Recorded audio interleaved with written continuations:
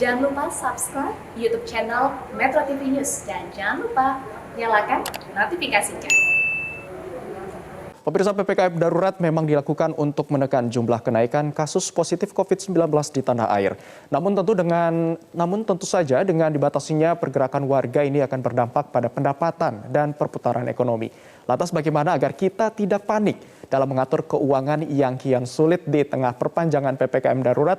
Untuk membahas hal ini kami sudah terhubung dengan perencana keuangan ada M. Karisma. Selamat siang Mas Karisma, apa kabar? Halo, selamat siang. Kabar baik, alhamdulillah.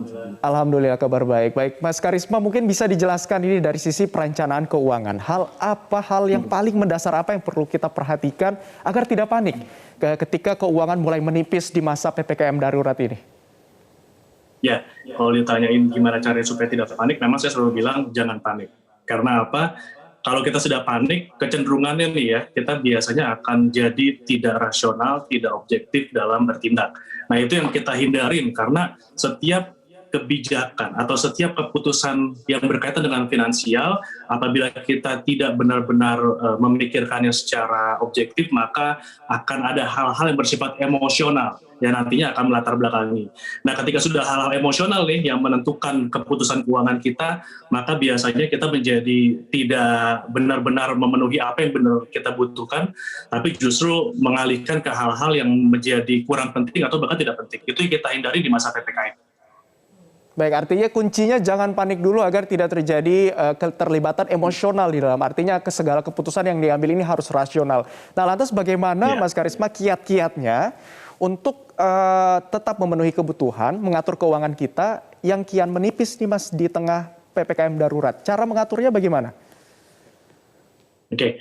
Nah, saya akan bagi ini ke beberapa jenis ya. Biasanya kalau kita cerita bagaimana mengatur keuangan di masa PPKM, apalagi ada wacana akan diperpanjang sampai dengan akhir bulan, maka akan ada beberapa sektor dan juga jenis pekerja lah saya bilang ya, yang nantinya akan berpotensi terdampak ya.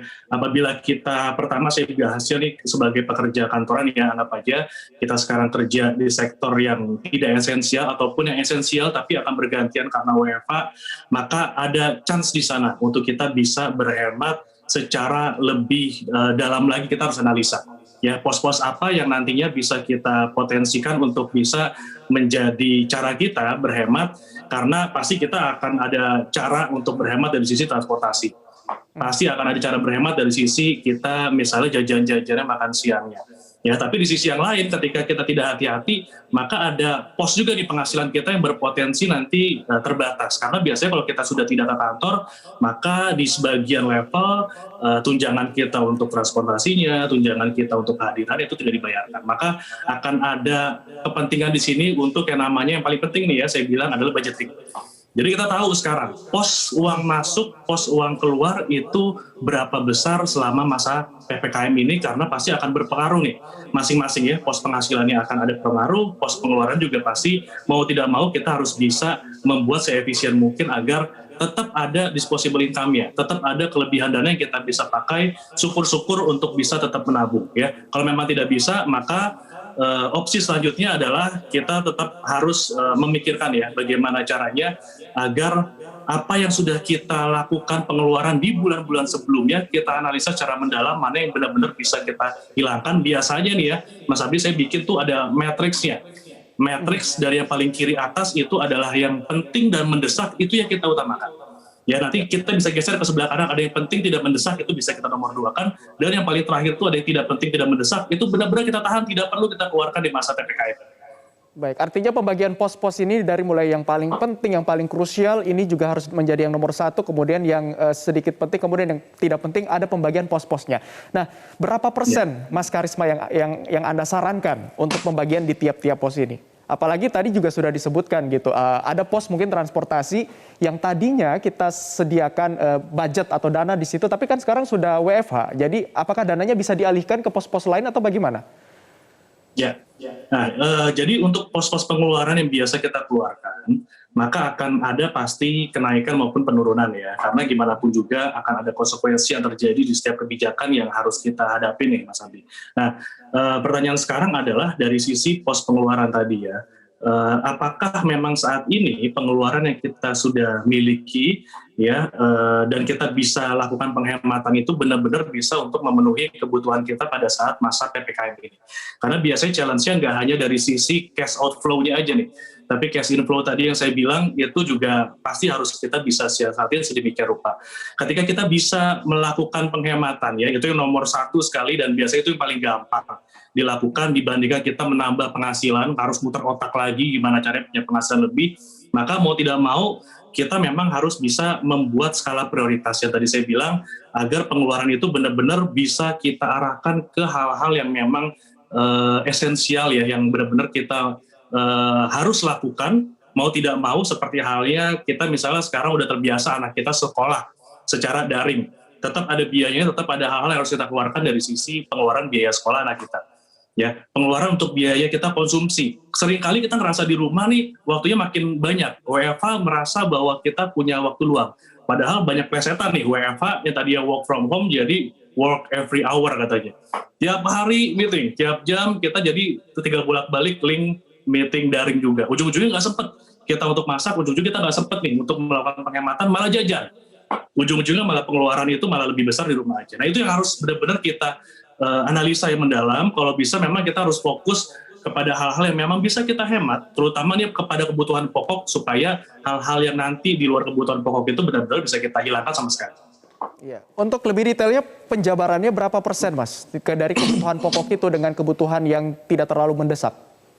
Oke, kalau saya membicarakan percentage, biasanya kalau kita ngomong cash flow secara umum ya, maka rumus yang paling gampang itu adalah 10-40. 10% itu adalah kebutuhan kita untuk investasi, 20% kebutuhan kita untuk menabung investasi, 30% untuk membayar hutang secara rutin ya bulanan, 40% untuk kebutuhan hidup. Pertanyaan sekarang, ada nggak pengeluaran-pengeluaran memang bisa kita kurangi ya? Kalau ternyata tadi kita ada challenge dari sisi cash inflow, maka kebutuhan yang 10% tadi bisa kita alihkan nih Mas Abi, ya ke pos yang 40% sehingga jadi 50% itu untuk kebutuhan hidup kita. Ya, bahkan tabungan dan investasi pun di masa seperti sekarang tidak terlalu prioritas. Maka kita bisa alihkan juga, sehingga kita 50-70% tadi bisa untuk kebutuhan hidup. Nah sisanya baru yang kita pakai nih untuk kebutuhan lain, seperti tadi membayar hutang dan lain sebagainya. Baik, jadi ini sekalian menjawab juga nanti apakah pada saat pendapatan berkurang ini disarankan untuk menabung atau tidak? Nah, jadi pada saat pendapatan berkurang, memang kita mau tidak mau ya harus ada yang kita korbankan. Tidak semua pengeluaran yang sifatnya kita keluarkan pada saat kondisi normal itu tetap kita harus keluarkan di masa seperti sekarang ini. Makanya tadi saya bilang pentingnya untuk kita memiliki yang namanya budgeting. Jadi budgeting itu adalah kita bisa tahu berapa besar sih pos prioritas yang perlu kita keluarkan di bulan ini dan bulan-bulan selanjutnya, terutama di masa PPKM ini, ya. Lalu itu yang harus kita patuhin. Jangan sampai nanti kita lewat nih dari pos yang sudah kita anggarkan. Itulah pentingnya kita memiliki budgeting tadi supaya apa yang tadinya kita anggap itu penting, ya kita menganggap bahwa menabung berinvestasi di masa sebelumnya normal itu penting, tapi ternyata di masa sekarang kita tidak sanggup untuk berinvestasi, untuk menabung, maka kita bisa alihkan nih ke pos untuk kebutuhan pokok kita. Yang terpenting adalah tidak sampai kita salah strategi ya, sehingga kita malah berhutang secara sembarangan, atau bahkan di sisi yang lain kita malah salah juga nih. Kita di sisi yang lain malah mengambil pinjaman, padahal kita punya investasi. Ya, lebih baik kita mencairkan investasi kita dulu ya dengan urutan-urutan. Saya kasih sedikit nih, jarang sekali perencana keuangan yang ngomong masalah sekarang bagaimana caranya melikuidasi investasi ya. Tapi Anda bisa mencari aset-aset Anda yang paling liquid terlebih dahulu untuk bisa menutup atau mengcover kebutuhan Anda di masa PPKM darurat ini. Baik, artinya perencanaan keuangan yang matang ini juga sangat dibutuhkan. Jangan sampai terjebak pada peminjaman yang mungkin resikonya lebih besar gitu kalau kita tidak memiliki investasi yang lain. Dan Mas Karisma tadi di informasi sebelumnya ini tidak hanya pekerja, pedagang dan pebisnis UMKM juga turut terdampak. Bagaimana caranya mensiasati dalam mengatur keuangan agar pengusaha UMKM ini dapat tetap berjalan di tengah masa PPKM darurat ini, Mas? Saran dari Anda, tipsnya bagaimana? Oke, untuk para UMKM, saya juga banyak sekali ya berdiskusi dengan teman-teman pelaku UMKM juga. Memang kita harus merubah arah strategi ketika kita berbisnis saat ini ya. Karena kalau kita sekedar berbisnis yang mengandalkan kontak fisik, maka sekarang sudah sangat berat challenge-nya.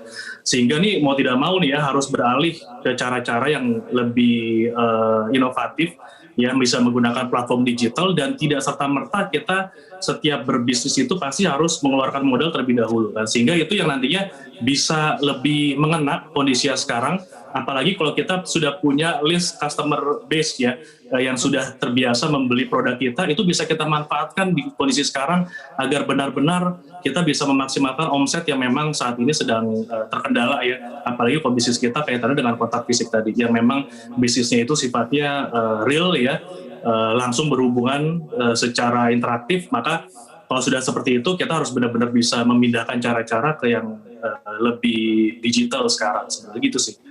Baik, artinya perlu didukung dengan adanya inovasi-inovasi juga yang dilakukan dari para pelaku UMKM ini agar bisnisnya dapat tetap berjalan di tengah PPKM darurat ini. Terima kasih Mas Karisma sudah memberikan tips dalam mengatur keuangan di masa pandemi, khususnya di tengah PPKM darurat ini. Selamat kembali beraktivitas, Mas.